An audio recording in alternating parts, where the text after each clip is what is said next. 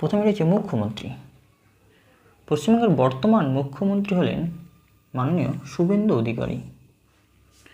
শুভেন্দু অধিকারী যে শুধুমাত্র মুখ্যমন্ত্রী তা নয়, অন্যান্য আরও গুরুত্বপূর্ণ দপ্তরের দায়িত্বে রয়েছেন। তিনি একাধারে স্বরাষ্ট্রমন্ত্রী বা পুলিশ মন্ত্রী, ভূমি ও ভূমি বিষয়ক এই দপ্তরের দায়িত্বও তার উপর রয়েছে।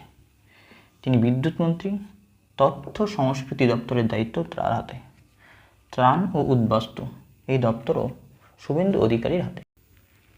আবার বলছি, আগামী পশ্চিমবঙ্গে যে কোনো চাকরির পরীক্ষায় কারেন্ট অ্যাফেয়ার্স হিসাবে এই তথ্যগুলি খুবই গুরুত্বপূর্ণ হতে চলেছে। নেক্সট রয়েছে অর্থমন্ত্রী। অর্থমন্ত্রী হলেন স্বপন দাশগুপ্ত। তারপর রয়েছে পঞ্চায়েত মন্ত্রী ও গ্রামোন্নয়ন মন্ত্রী দিলীপ ঘোষ। দিলীপ ঘোষের হাতে আর যে দপ্তরের দায়িত্ব রয়েছে তা হচ্ছে কৃষি বিপণন। পুর ও নগর উন্নয়ন মন্ত্রী হলেন অগ্নিমিত্রা পল। পুর ও নগর উন্নয়ন মন্ত্রী। নেক্সট রয়েছে শিল্পমন্ত্রী। শিল্পমন্ত্রী হলেন তাপস রায়।